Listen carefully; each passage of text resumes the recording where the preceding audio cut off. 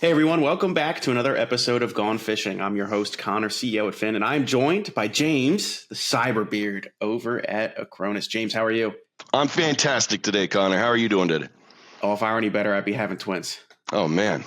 I think we've had this conversation before. You're a triplet, right? I am a triplet, for sure.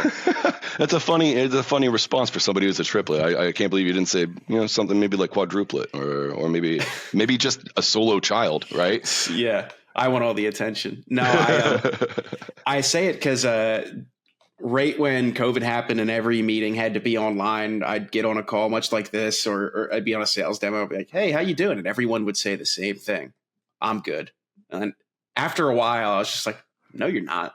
Like I would literally ask them, "I was like, you're not doing good. How are you really?" And they're like, "Yeah, today actually sucks for these reasons." I'm like, "All right, let's talk about it. I'm not here for you to tell me you had a good day and pretend. I'm here to talk to you. So what do you want to talk about?" Absolutely. It's like living the life or living the dream, right? That's truly, yeah, loving what I do.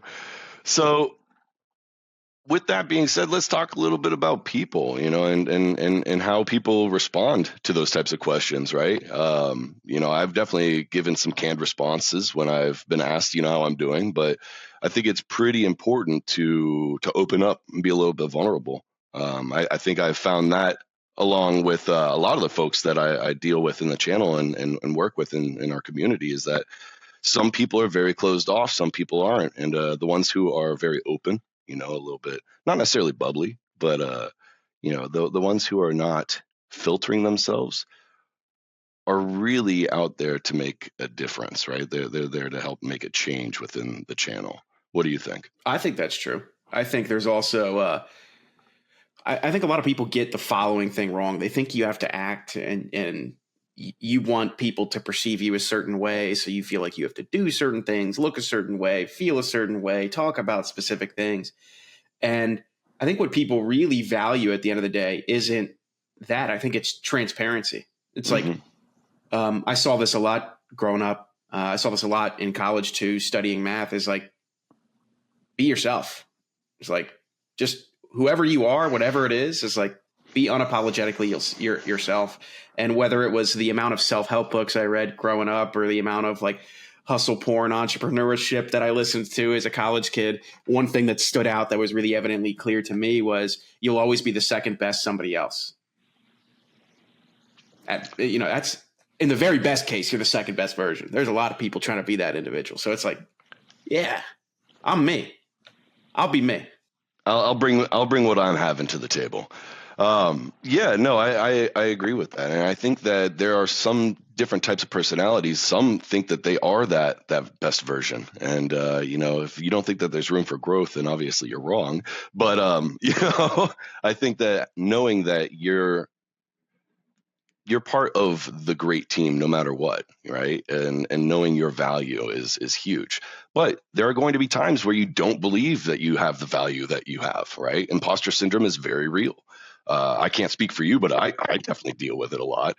So, having the ability to go out and speak to people in the channel who are maybe not as seasoned, if you will, and being able to be vulnerable and showing them, the real side, I think is really helping grow more of a trust relationship that's needed in the security space, right? We need to be able to trust one another if we're going to be able to work together and, rely on one another.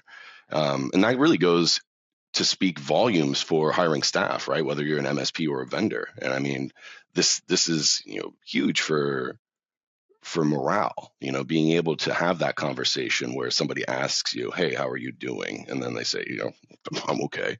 Right. I believe you would actually take the time to sit down and ask them, no, let's actually talk about this. Right. And I mean, again, that speaks volumes to how your leadership style is. I think that the entire team over at Phin is pretty phenomenal. I've gotten the pleasure of working with a couple of you guys over the year and ladies.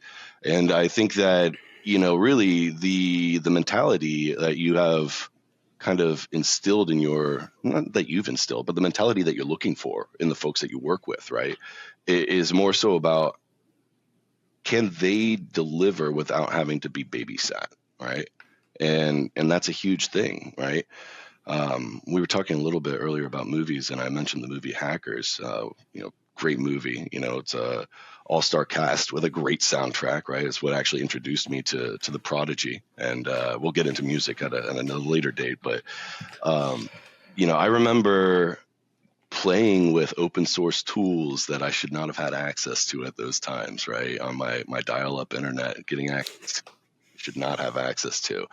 And that's what really kind of opened up my world, to not at that time cybersecurity, but information technology, right? And it was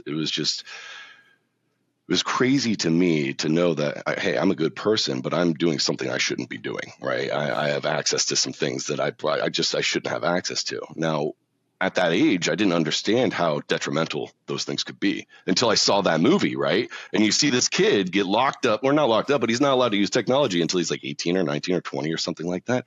He's like 11. He has hacked the U.S. government, something along those lines. So how is it that you find these right people for your team, right? And I think having that open communication, that vulnerability, that offhand topic of, hey, how are you really doing, is going to make all the difference in the world to understanding what really makes that person tick. Because if you're just leading and delegating to people, that's not a team, right? That's that is a business. But how do you take it to the next step? So I ask you, Connor, what is it that helps you decide who joins your team and helps grow Phin? Alignment, for lack of it just being a complete corporate buzzword. There are a few guiding principles. First and foremost is always do what you believe to be the right thing. Right? You will always regret not doing the right thing. We won't regret it if it doesn't work out. That was something we learned early on through a bit of hard decisions we had to make, but also that Josh and I have learned separately in life. And so it's one thing we wanted our employees to share as well. The second was, for me and the other business leaders here, and for the other owners, co-founders who were a part of it, this is very fulfilling. Like this is our thing. It's like I have bled over this. I have killed myself nearly trying to make this happen. I've done all of it. I've not been able to go to sleep because I've been so stressed out about things. Not so much anymore, but early on, it's like That's a terrible feeling. That feeling, yeah, not being able to sleep at night because it's reeling in your mind. You're like, I could have handled this a little bit differently. I wish it had happened this way. But that's the type of thing that you use to learn, right? And then you not only make yourself better, but then you share that, with your tribe, and you share those wins as well as the failures, so that you can really kind of shape the social norm, or not social norm, but norm. One thing I wanted to make sure that all of my employees agreed with me on was that should never be the case for them. It's like, I started this thing.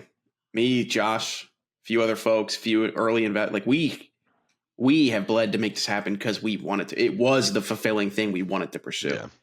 But you are so much more than just being an awesome part of Phin, right?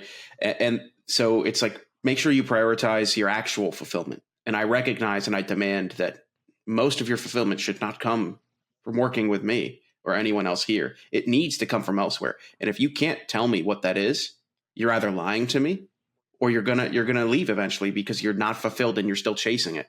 I want you to be a secure individual, not secure in like you have to kill yourself to be here. It's like, no, you are a person. Go be that person. What is that? Let me help you be more of that. So that's what I mean by alignment. Is like, you're going to sacrifice to be here for sure, as you would with any other job. There's always opportunity cost, but I want you to know that you need to be fulfilled outside of work, and I demand it of you.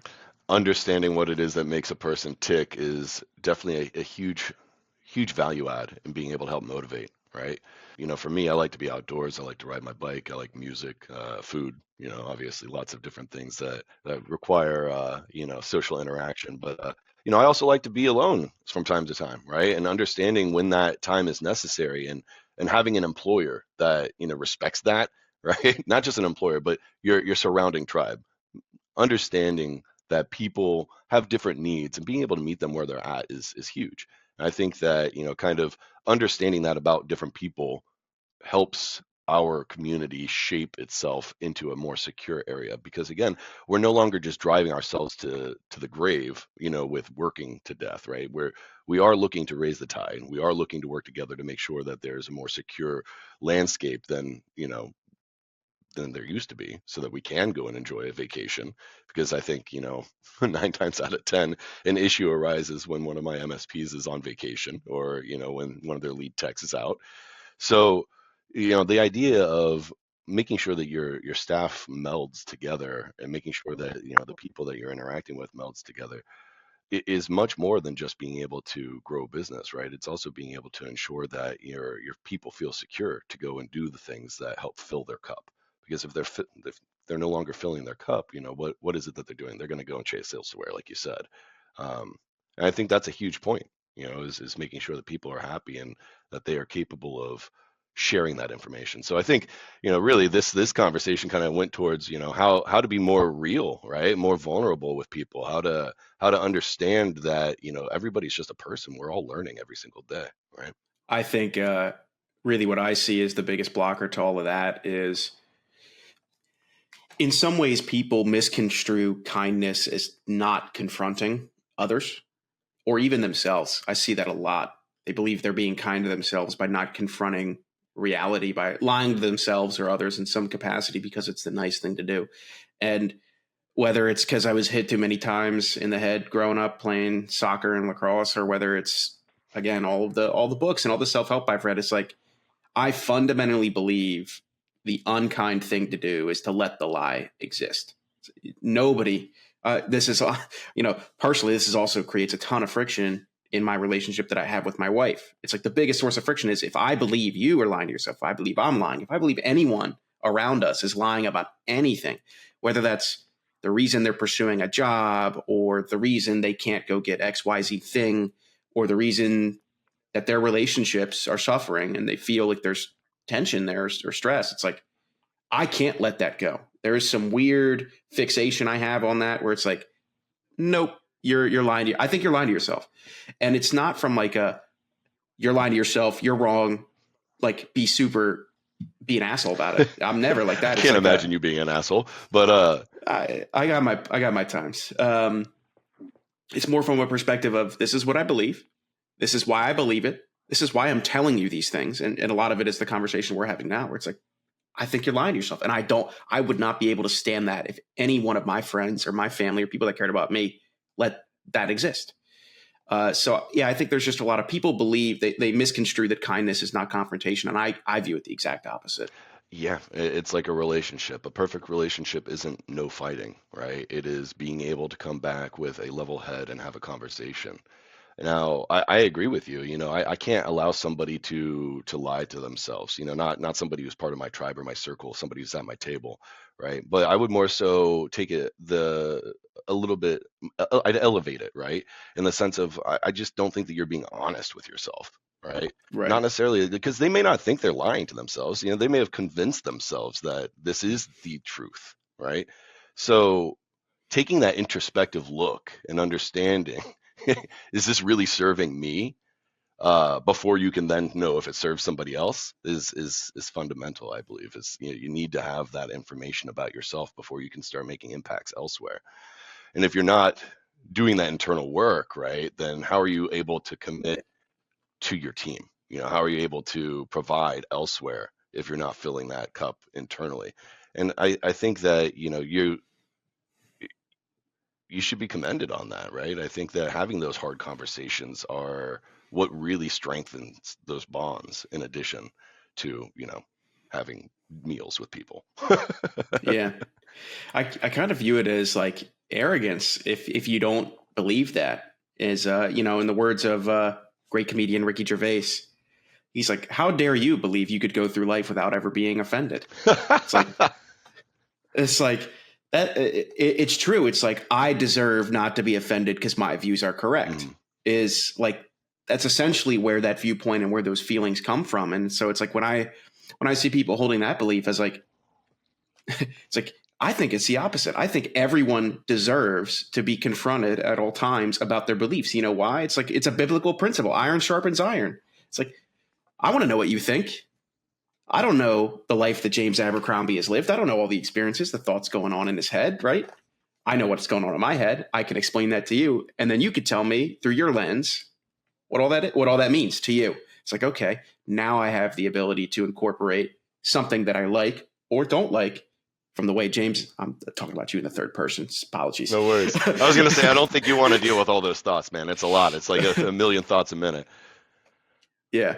And there's no ability to do that if you have the capability of lying to yourselves. I view it as like it is a prerequisite to being honest with others that you are honest with yourself about everything. There can be not a modicum of misinterpretation of you have to believe things strongly enough to die on that hill every time it's brought up, because you should be willing to be challenged at all times about all of it. James, if anyone wanted to connect with you to learn more about yourself or more about Acronis, where would you suggest they go? Probably easiest on LinkedIn. You can find me on LinkedIn. I think it's /JT8II. I'm a second.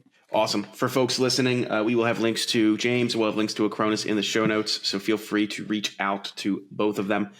James, thanks so much for joining me. It was a blast chatting, and we'll see you on the next episode. Absolutely. Thanks for having me. As always, everyone, thanks so much for tuning in to Gone Fishing. If you want to find out more about high-quality security awareness training campaigns, how to launch them in ways that actually engage employees to change their habits, then check us out, Phin Security, at finsec.io. That's PHINSEC.io, or click all of the wonderful links in our show notes. Thanks for fishing with me today, and we'll see you next time.